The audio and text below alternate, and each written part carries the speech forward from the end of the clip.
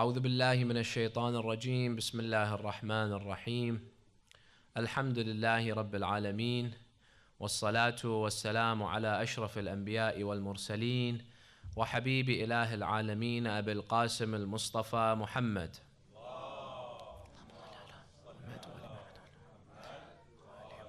وعلى أهل بيته الطيبين الطاهرين الهداة المهديين واللعنة الدائمة على أعدائهم أجمعين إلى قيام يوم الدين. قال الله تعالى في كتابه الكريم بسم الله الرحمن الرحيم هو الذي أرسل رسوله بالهدى ودين الحق ليظهره على الدين كله ولو كره المشركون. صدق الله العلي العظيم. Respected brothers and sisters, Assalamu alaikum wa rahmatullahi wa barakatuh. When we look at the ahadith of Ahlul Bayt concerning the signs of the reappearance of the Imam, we notice that most of the signs occur in the Middle East.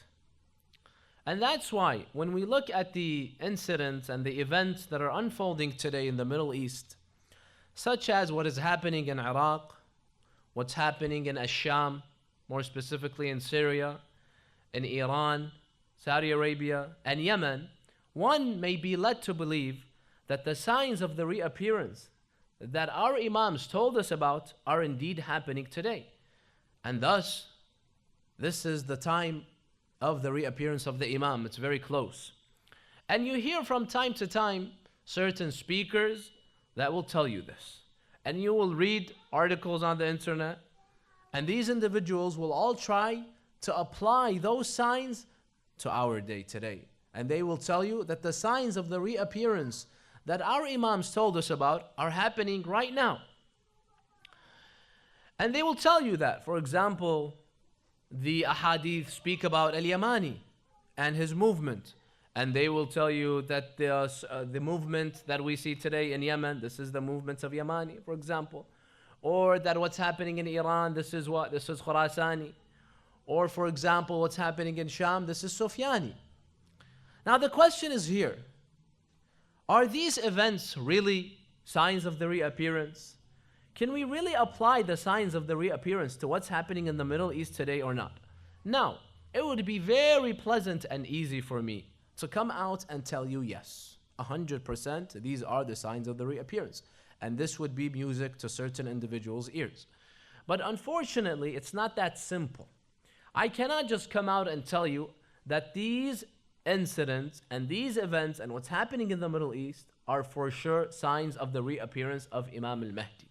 Why? For two reasons. Number one, first of all, we have to understand the ahadith of the reappearance. The ahadith of the signs of the reappearance, we have to understand them. And in order to understand them, there is a lengthy, complicated process. We have to, first of all, only rely on ahadith that are mentioned in our reliable sources. You see, sometimes someone will bring you a hadith that's mentioned in sources that are not reliable. It has to be a hadith that's from the reliable sources.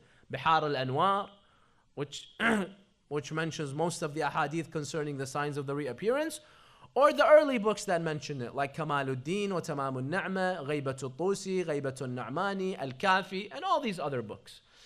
And then once we make sure it's from a reliable source, we have to understand the hadith in the correct way. Why? Because sometimes the Imams speak figuratively, sometimes they speak literally. I have to differentiate. The terminology has changed from the time of the Imam to now. What do I mean? We see in some ahadith the Imams speak about the Turks. Who are the Turks? The Turks of the time of the Imams are different than the Turks of, for example, the Ottoman Empire. And the Turks of the Ottoman Empire may be different than the Turks of today. Who exactly are the Turks? Is it Turkey? For example, Azerbaijan. Can we consider that as Turks? For example, there are Turks in Iran, in Tabriz. Are those also Turks or not? So the terminology is vague sometimes. Likewise, the geography of certain countries has what? Has changed. For example, Bilad al-Sham. When the Imam says, Ash-Sham, this will happen in Sham and this will happen. What exactly is Sham? Because to us now, Sham is what? Sham is Syria, Damascus. In fact, when we say Sham, we mean specifically Damascus. While back then, Sham was much bigger. All of Syria, maybe you could have considered it Sham, Palestine, Jordan, Lebanon. All these countries were collectively Sham. So we have to be careful when we say this is a sign of reappearance, because we have to understand what the Imams were saying. This is number one. Number two, we have to also realize that many of the signs of the reappearance were general signs, meaning that they may happen many times throughout history. Now the Imam meant a specific incident, but since he said it in a general way, it could apply many times.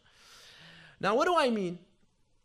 If we go back to history, we will find that almost in every generation, there were certain events and incidents that happened, and the Shia of that time, they automatically assumed that this was a sign of the reappearance of the Imam. And if we were alive, if we were living during that time, we would have also interpreted those events as being signs of the reappearance. Years, tens of years, hundreds of years passed by, and nothing happened. The Imam never reappeared. Let me give you a few examples from history. Example number one. During the inception of the government of Bani al-Abbas, some companions of the Imams, they thought that the government of Ahlul Bayt could be applied to Bani al-Abbas. Why? Because we have a hadith that says one of the signs of reappearance, this is from Rasulullah and Imam Ali, is Iqbal Rayat Sud min Khurasan. There will be black standards that will come from Khurasan towards Iraq. Now, some of the companions, they thought that this is Bani al-Abbas. Why? Because who led the movement of Bani al-Abbas? Abu Muslim al-Khurasani. He was from Khurasan, correct? He came towards Iraq, and the standard of Bani al-Abbas and Abu Muslim al-Khurasani was black. So some of them said, this is what Rasulullah was speaking about in Imam Ali. But then they realized that this was not it. He was not speaking about this standard. This is what? This is the inception of Bani al-Abbas. Likewise, the collapse of Bani al-Abbas, you find certain scholars, they interpreted this as being a sign of the reappearance. 800 years passed so far and nothing happened. Imam al-Mahdi has not appeared. Why? We have a hadith from the Imam, and I spoke about this in the first lecture, that say that if the kingdom of Bani Fulan begins to collapse, then know that al-Mahdi will appear after that. Now the Imams didn't say the kingdom of Bani al-Abbas, they said Bani Fulan, the kingdom of a certain household. They didn't say a name. Many ulama, they said they're speaking about Bani al-Abbas. And that's why the Shia that lived during that stage, when the government of Bani al-Abbas was collapsing, many of them thought this was a sign of the reappearance. And many of them said Imam al-Mahdi will appear soon. Now, I mentioned in my first lecture, other ulama say this was a sign, but Allah erased it. Bada happened to it. But many other ulama say that Bada never happened in this sign. The Imam didn't say Bani al-Abbas, he said Bani Fulan. You guys assumed, you Shia assumed incorrectly that we were speaking about Bani al-Abbas. And that's why you find amongst the ulama that lived during that time was As-Sayyid ibn Tawus. As-Sayyid ibn Tawus lived during that age. It's narrated that As-Sayyid ibn Tawus said that I am 100% certain, based on the what? The political events that I'm seeing, I am 100% certain that Imam al-Mahdi will appear in my time. And this is how many years ago? 800 years ago. 800 years passed by, nothing happened. So this is what? This is a second example of certain events that the Shia saw. They thought this was a sign of reappearance, nothing happened. Let me give you a third example. In one of our ahadith, it says that amongst the signs of the reappearance is this: وَنُزُولَ التُّرْكِ الْجَزِيرَةِ. The hadith says the Turks from the north, they will come down to the island or to the peninsula and they will rule it. Now, what is this speaking about? Now, when the Ottomans, they conquered Mecca and Medina from the north, their base was in present Turkey. When they conquered Mecca and Medina, many Shia, they said this is what the ahadith were speaking about, because at-Turk are the Ottoman Empire. They will what? They will come down to the peninsula or the island. They came down and they conquered Mecca and Medina. So they said this is one of the signs of the reappearance. And this was how many years ago? Hundreds of years ago. And nothing happened. The Imam did not reappear. So this is what? This is number 3. Number 4. It's narrated that about 100 years ago, a group of Shia, they left from Iraq and they went to Syria. They went to visit As-Sayyida Zainab in Sham. Now on their way there, they spent one night in Asham, in Damascus. They spent a night there. While they were spending the night in that area, they were told that amongst the people of that area was a man by the name of Ambasa.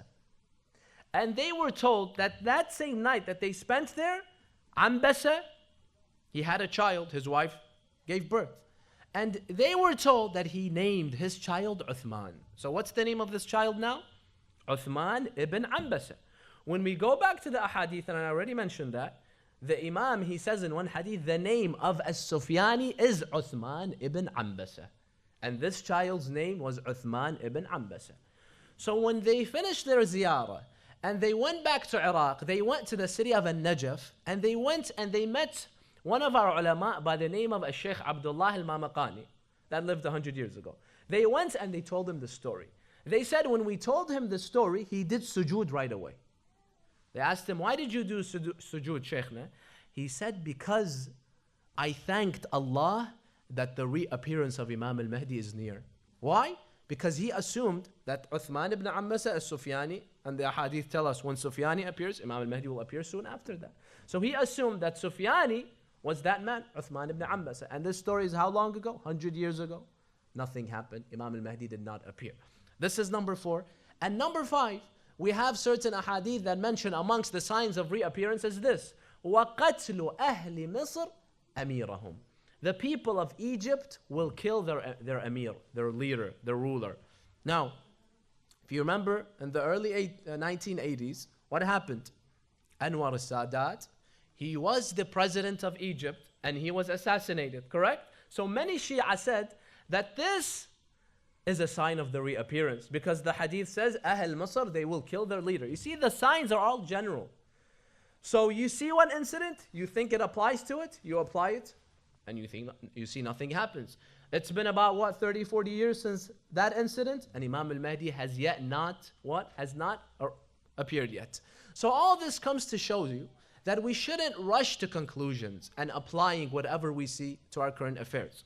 And likewise today, there are many things that we see, and many of us assume that this is a sign of the reappearance of the Imam, because we look at the hadith and we look at the current events, it's very similar, and we say for sure that we are living during the time of the reappearance, and we will see Imam al-Mahdi. And I'll give you a few examples. Example number 1 of our current events that some people, they say this is a sign of the reappearance.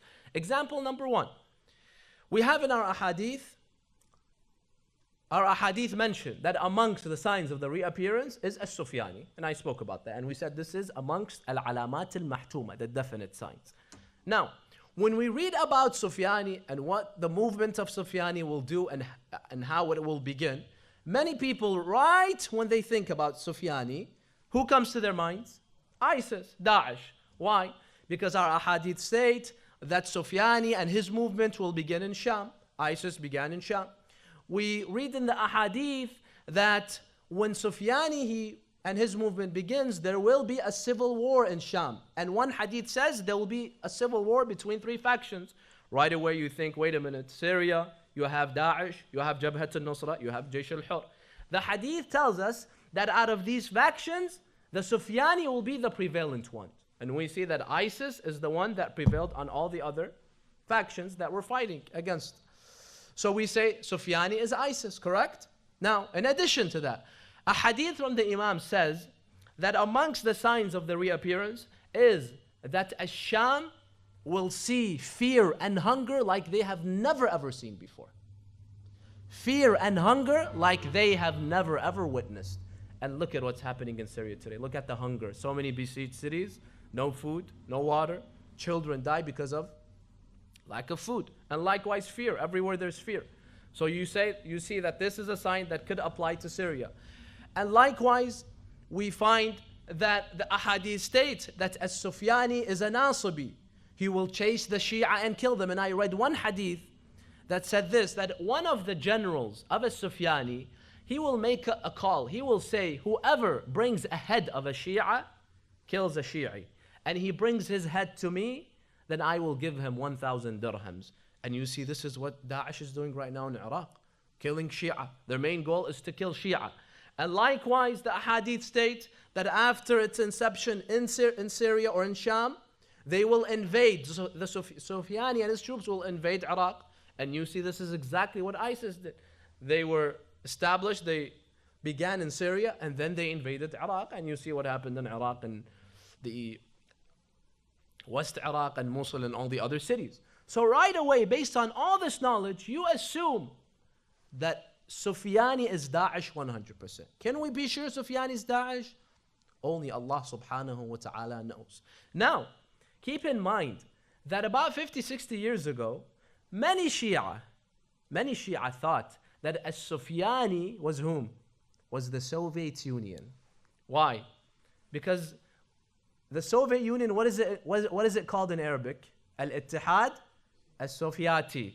Sofiati, Sufyani. Do they sound similar?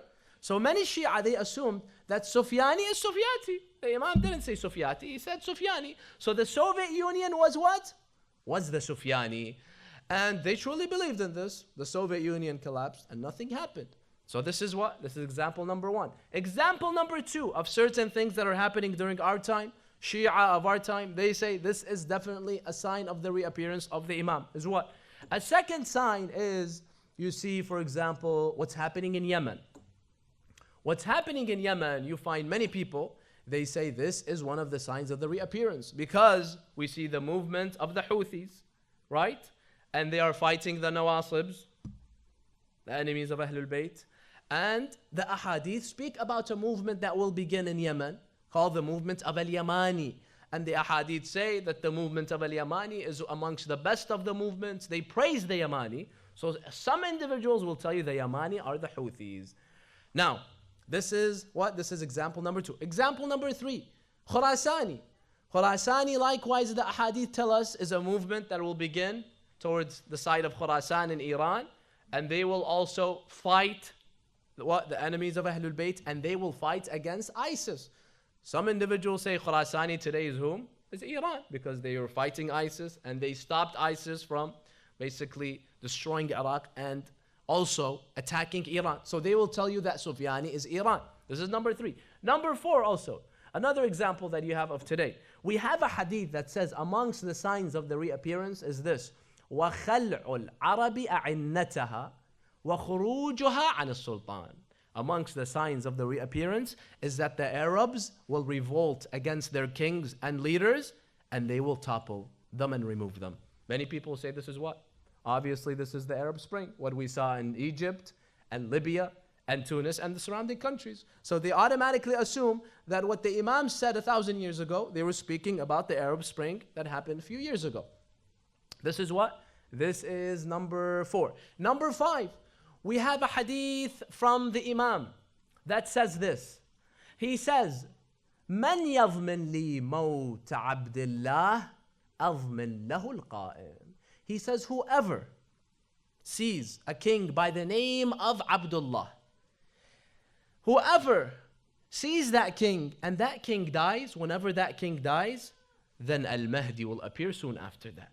And then the Imam, he says, once this king Abdullah dies, the family that he's from, the ruling family, they will begin to disagree amongst them, and they will not agree on one individual, and their king and their rulers will begin to change every month or every few months.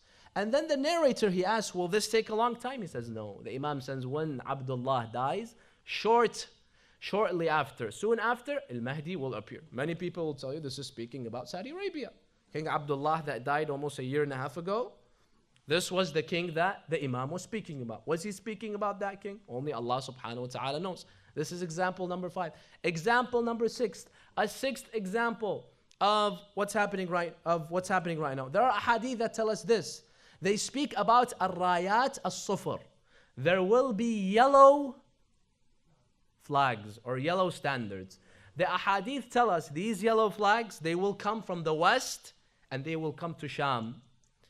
And there will be lots of what? Lots of violence in Sham, and they will fight in Sham. Many people say this is none other than whom? Hezbollah in Lebanon, correct? Because their standard is yellow, their flags are yellow, they're west of Sham. They came to Sham to fight, and there was lots of disagreements to Sham. Now, I just want to tell you one thing. The Hadith do not praise these individuals. They don't say these are good people. The Hadith just speaks about them. It just says that amongst the signs of the reappearance is that these individuals, they will come to Sham. So the Hadith do not praise the people that they have the yellow standards. In fact, some ulama, they understand that these are evil individuals.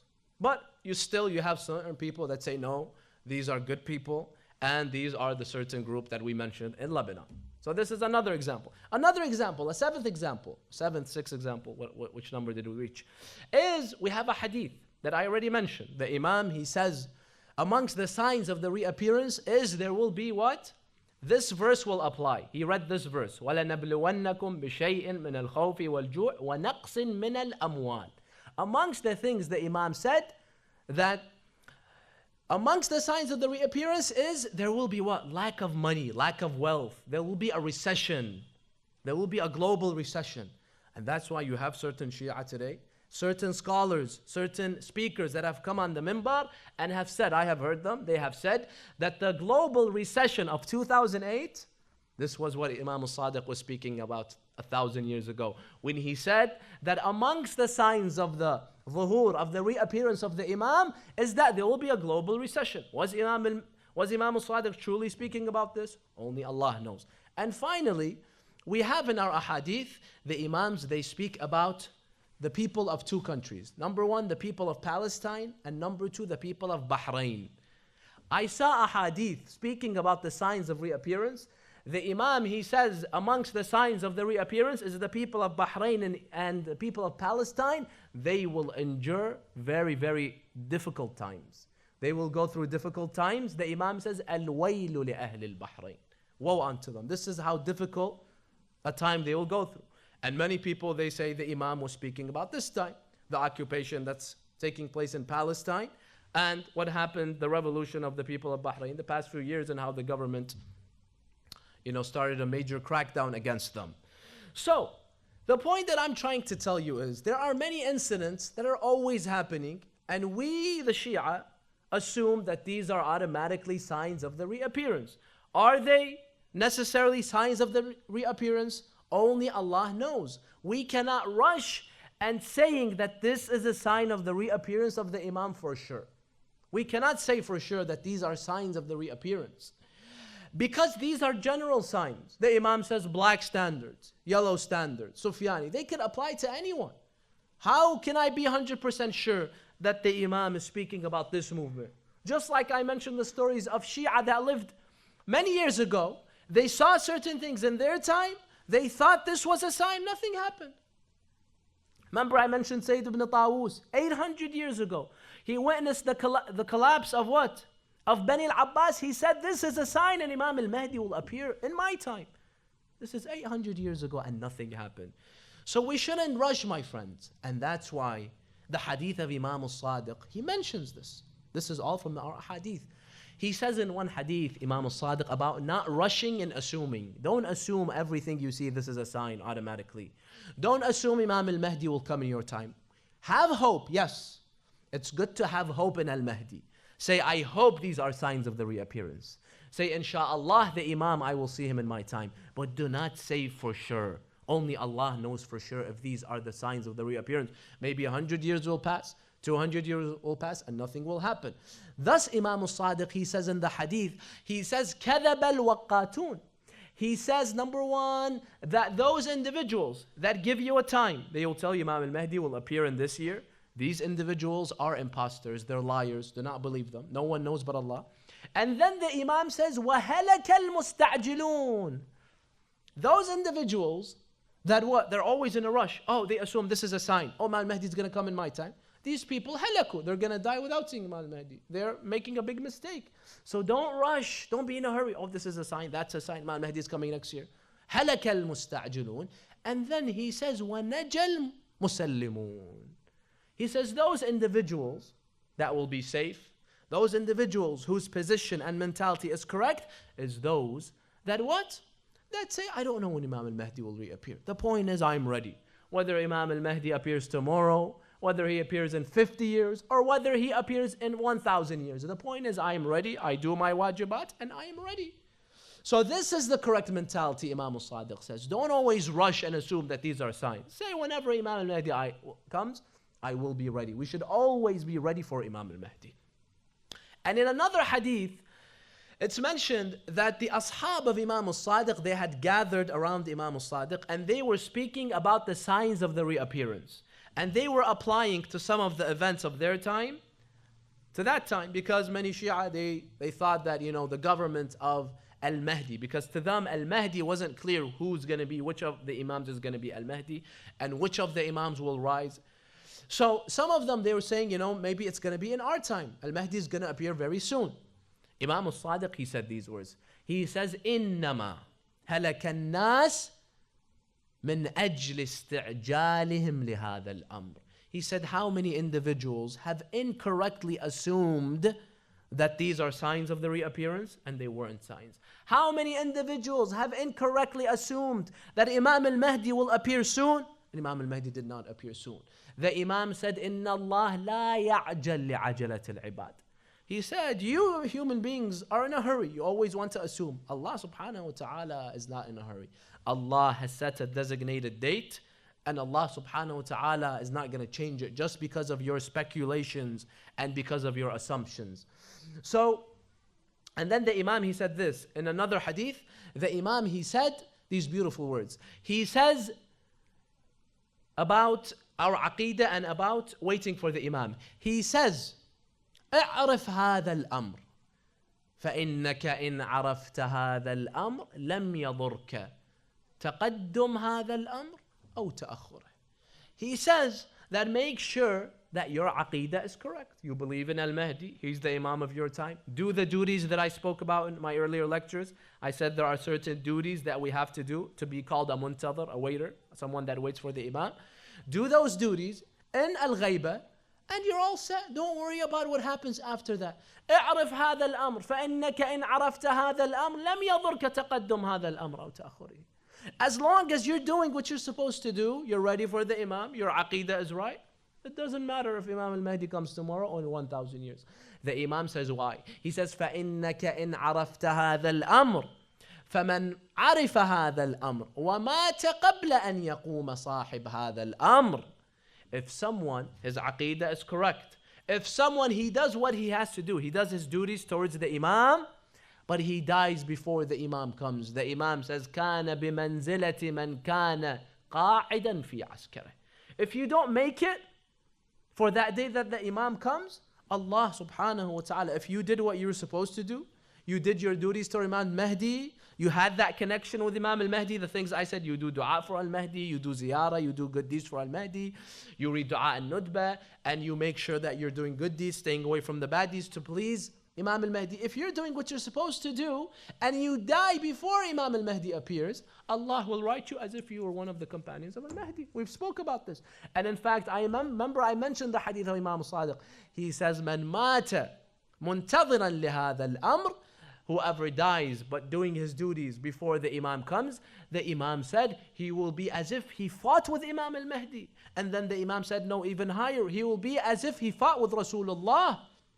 And then the Imam, he said even higher, he will be as if he was a shaheed that was killed with Rasulullah, and he will be even better than many of the shuhada of Rasulullah.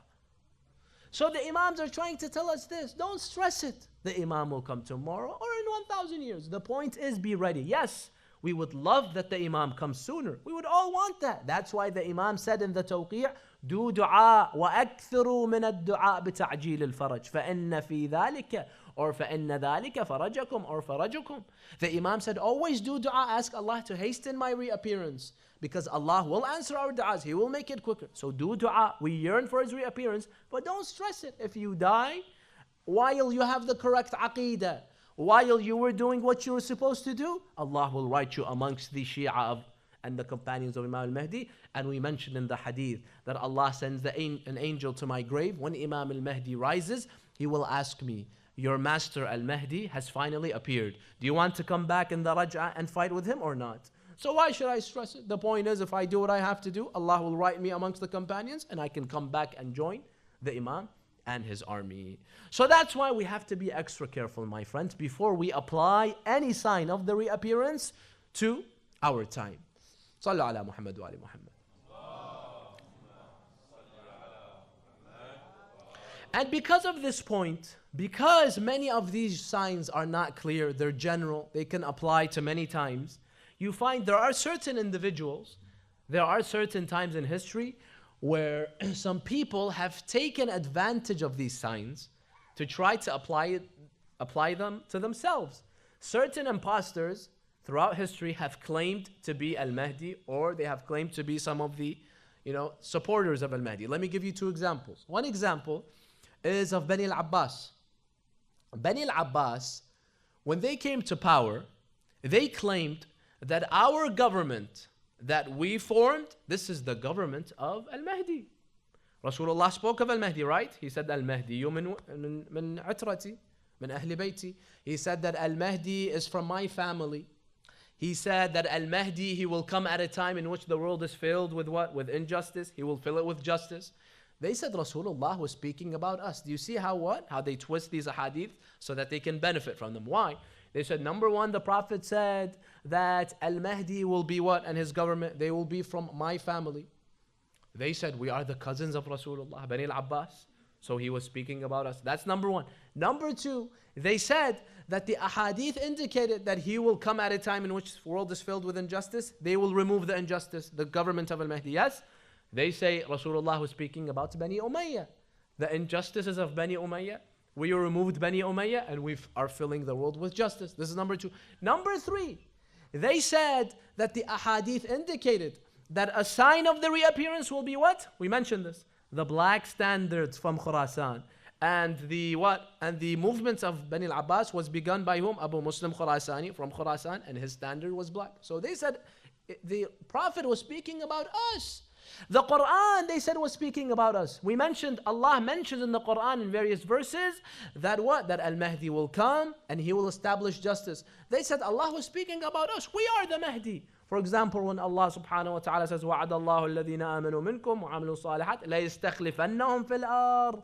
Allah subhanahu wa ta'ala will make you khalifas. Allah was speaking about us. When Allah says, هُوَ الَّذِي أَرْسَلَ رَسُولَهُ بِالْهُدَى وَدِينِ الْحَقِّ لِيُظْهِرَهُ عَلَى الدِّينِ كُلِّهِ, He was speaking about us. When Allah said, for example, in the Quran, وَنُرِيدُ أَن نَمُنَّ عَلَى الَّذِينَ اسْتُضْعِفُوا فِي الْأَرْضِ وَنَجْعَلَهُمْ أَئِمَّةً وَنَجْعَلَهُمْ الْوَارِثِينَ. Allah was speaking about us. We want to make amongst the weak, we want to make them what? We want to make them khulafa. Likewise, when Allah subhanahu wa ta'ala said in the Holy Quran, وَلَقَدْ كَتَبْنَا فِي الزَّبُورِ مِنْ بَعْدِ الذِّكْرِ أَنَّ الْأَرْضَ يَرِثُهَا عِبَادِيَ الصَّالِحُونَ. We are ibad Allah as-salihun. So they tried to what? They tried to show people that we are the Mahdi. And that's why the second Khalifa of Bani al-Abbas was whom? Was Al-Mansur. Al-Mansur, do you know what he did? He did a very evil he prepared an evil plan, and amongst the evil things he did to fool people was that he named his son Al-Mahdi. The third Khalifa of Bani al-Abbas was Al-Mahdi, the son of Al-Mansur. Why did he name it Al-Mahdi? To say that Rasulullah spoke of Al-Mahdi, this is the Mahdi. Khalas, yalla, follow him back. He wanted to fool the whole world, the whole Shia. This is the Mahdi that Rasulullah spoke. He's from the family of Rasulullah, Bani al-Abbas, and so on and so forth. This is one example of certain imposters that try to take advantage of these signs of reappearance because they're general signs. Another example you have currently today. Today, in Al-Basra in Iraq, and I spoke about this in one of my lectures, there is a certain person by the name of Ahmad ibn Qwata, or Ahmad Qwata they call him. This person, he and his followers, they claim that he is the Yamani. Sayyid al-Yamani that we mentioned amongst the definite signs of the reappearance is al-Yamani. They say al-Yamani is this individual. And they say that we have to join him and that he is what? He is preparing the people for the Imam and he is an ambassador of the Imam. And I also went on his website once. I saw that he says that I am the grandson of Imam al-Mahdi as well. There's like 4 parents between him, 4 fathers between him and Imam al-Mahdi. And he has so many followers everywhere. This is also an imposter that what? That has taken advantage of these ahadith. And you see these individuals, first of all, you never see him. No one has seen this guy Qwata. Why doesn't he show himself? And you usually find that these people, if tell them to read 2 verses of the Quran, you see they don't know how to read even 2 verses of the Quran. But then he claims he is what? He claims he's the Yamani. So we have to be careful, brothers and sisters. We shouldn't assume, we shouldn't rush anything we see. We say, oh, this is a sign of the reappearance. Because our fathers, our grandfathers, our ancestors, they thought that what happened in their time was a sign, 100%. Nothing happened. So likewise, our grandchildren, maybe they will say the same. Insha'Allah, yes. Insha'Allah, what's happening now is a sign of the reappearance, but no one knows. The only way to find out is to wait and see. So this is the second point that we have to bring to attention. And finally, the last point about the signs of the reappearance. According to the ahadith, what is the chronological order of the signs of the reappearance? What will happen first? Now, 2 points before I mention the chronological order. The first point is there are some signs that are general signs. They may happen not necessarily right before the Imam appears. They may happen years before. For example, the signs that we said, the world will be filled with injustice and corruption. This is not necessarily a few days before the Imam. This is the general time of the reappearance. But then there are certain signs that will happen a few months before Imam Al-Mahdi appears, according to the ahadith. So what is the order of those signs? So that if we saw that order, this could be a clue that Imam Al-Mahdi is clear. This is point number one. Point number two, we said, remember that 5 of the signs are definite. The others, their bada' can happen in them. So Allah may erase them. He may remove them, and Allah may leave them. So they may happen. So this is all based on what? On no bada' happening. Maybe bada' will happen, and just the 5 signs will happen. The rest may not happen. But they may happen as well. So we have to keep in mind that bada' may happen and other than the 5. So what's the sequence of the events? The ahadith tells us that the first major event that will happen before Imam Al-Mahdi appears is 3 things will happen in 1 month. The ahadith tell us that As-Sufyani, Al-Khurasani, and Al-Yamani, these 3 individuals and their movements, they will all begin in the same month. Which month? The hadith even mentioned the month. The hadith of the Imam says during Rajab. During Rajab, which is 2 months before Ramadan, you have Rajab, Sha'ban, and Ramadan. During Rajab, Sufyani, Khurasani, Yamani. The Imam says in the hadith that these 3, they will appear in the same year, the same month, and the same day. So this will happen in Rajab. And then the ahadith tell us that Sufyani, he'll begin his movement in Sham. Khurasani, he'll begin his movement from Khurasan. Yamani from the south in Yemen. And Sufyani, what happens is, remember we said there's a civil war. He will prevail in that civil war. And then as Sufyani, after he controls Sham, he will move to Iraq. The ahadith tells us he will invade Iraq. And he will invade Al-Basra, Al-Kufa, Baghdad, and many atrocities, many massacres will be done by him. The ahadith tell us lots of people will be killed in Kufa and Baghdad and Hilla. These 3 cities are mentioned in many of the ahadith. He will kill thousands of the Shia. Thousands of Shia will be killed. And after the destruction in Iraq, he will then direct his what? His troops towards Iran. Then they will try to go and conquer Iran, but the troops of Khurasani will prevent him. So he will retreat. He will go back to Iraq and he will go back to Sham. So this is with Sufyan. And then the ahadith tell us, when will Imam Al-Mahdi appear? Some ahadith tell us Imam Al-Mahdi will also appear in Rajab. Other ahadith say in Ramadan, 23rd of Ramadan, Laylatul Qadr, he will appear. But he won't rise. Listen carefully. He won't rise. He will keep a low profile. Imam Al-Mahdi will appear, but he won't rise. So only few people will see him. But he will appear. He'll come out from the Ghaiba, 23 of Ramadan. And during that same day, we said amongst the signs of the reappearance was what? Was the Sayha, the heavenly cry of Jibreel. So when Imam Mahdi appears, the same day Jibreel, he will make a call. What will he say? Some ahadith say, he will say this. قَدْ ظَهَرَ الْمَهْدِيُّ مِنْ آلِ مُحَمَّدٍ. That Al-Mahdi from Ahlul Bayt has finally appeared. Other ahadith, he will say, إِنَّ الْحَقَّ مَعَ عَلِيٍّ وَآلْ عَلِي. The haqq, the truth, is with Ali ibn Abi Talib and the family of Ali. Now, this is what? This is during the 23rd night of Ramadan. So, Sufyani appears in Rajab. The next month, Ramadan, Imam Mahdi appears but keeps a low profile. 23rd, Jibreel makes a call. The hadith says that same day, the devil, Iblis, when he hears the call of Jibreel, he will begin to panic. He will say, now Jibreel has, supernaturally interfered. Everyone's going to believe in Al-Mahdi. I'm going to lose. So he begins to panic. He begins to what? He begins to think, how should I disrupt the plan of Jibreel? How should I destroy it? He comes up with a very evil plan.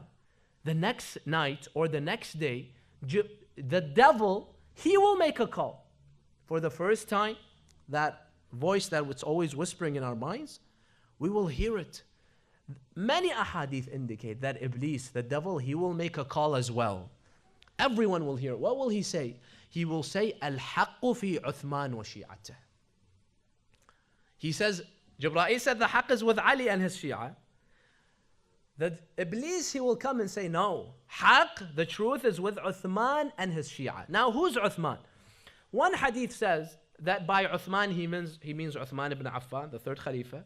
Another hadith says he means Uthman ibn Ambasa, Sufyani. So now there's a war. Sufyani is claiming he's the truth. Al-Mahdi has appeared now. He's mobilizing his troops, but he's keeping a low profile. So Jibreel says the haqq is with Mahdi. Shaitan comes, he confuses the people. He says, no, haqq is with Sufyani. The narrator, he asked the Imam, so how can we tell which one's the true one? We're going to be confused.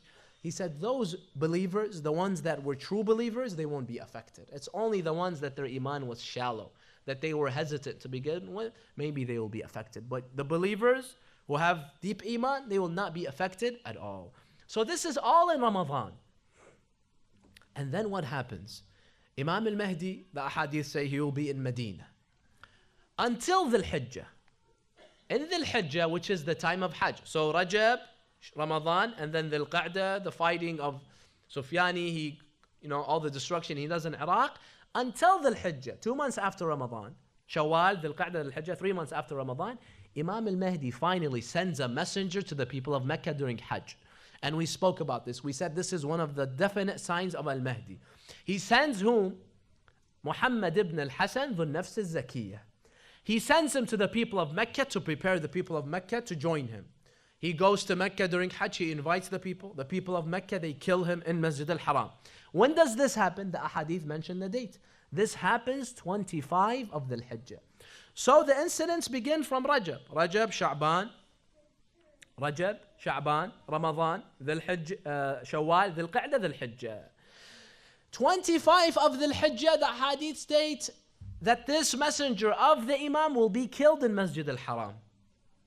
And then the ahadith state Imam al-Mahdi will then leave to Medina to go to Mecca. He will go to Mecca. The ahadith state that the troops of the spies of Sufyani, they hear that al-Mahdi has appeared and that he has secretly gone from Medina to Mecca. So what does he do? He sends an army of 12,000 individuals from Medina to Mecca. This is all in the hadith. 12,000 individuals from Medina to Mecca, and this is where one of the definite signs happens. Al-Khasfu bil-Bayda. The earth will swallow these 12,000 individuals. Allah will destroy them right there, just vanish. Only 2 will remain. The first one, Allah keeps him alive so that he goes back to the troops of Sufyani and he tells them of what happened. And once he tells them, the hadith says the troops of Sufyani, they will be terrified. The 12,000 just vanished. They will know Imam Mahdi uses miracles. The other one, he'll go to Al-Mahdi in Mecca and he will tell him of what happened. He will give him the good tidings and the Shia of Al-Mahdi will be happy. So this is all what? Late Dhul Hijjah, beginning of Muharram. Until the ahadith tell us finally, it is the 10th day of Muharram, subhanallah. The day of Ashura is the day in which Imam al-Mahdi finally rises. He comes out in front of the people and he begins to what? He begins his revolution. What will happen after that? Inshallah, I will speak about that tomorrow in our final lecture about the series of Imam al-Mahdi. I ask Allah subhanahu wa ta'ala to give us the understanding and the patience that we can be amongst the muntadhirin, those that wait for the Imam, do our duties for the Imam. And He may give us patience so that we do not always assume incorrect things and we do not rush into incorrect conclusions. I ask Allah to hasten the reappearance of Imam Al-Mahdi. I ask Him to make us all amongst the companions of Imam Al-Mahdi. And I ask Him to accept our a'mal, our hajat, our fasting, our salat during this blessed month of Ramadan. And there is a request from many brothers to do dua for the sick ones. I likewise request you to do dua for one of my relatives, my father's uncle, the brother of my grandfather, Sayyid Murtada Al-Qazwini. He is very sick. He needs your dua. So please, let us all raise our hands and do dua for him and for all your sick ones. Many brothers and sisters have told me that they have also from their family members and friends, individuals that are sick and they need your dua. So let us please recite this verse 5 times, that Allah subhanahu wa ta'ala may cure all these individuals and He may hasten the reappearance of the Imam. Everyone together. Bismillah ar-Rahman ar-Rahim. أمن يجيب المضطر إذا دعاه ويكشف السوء أمن يجيب المضطر إذا دعاه ويكشف السوء أمن يجيب المضطر إذا دعاه ويكشف السوء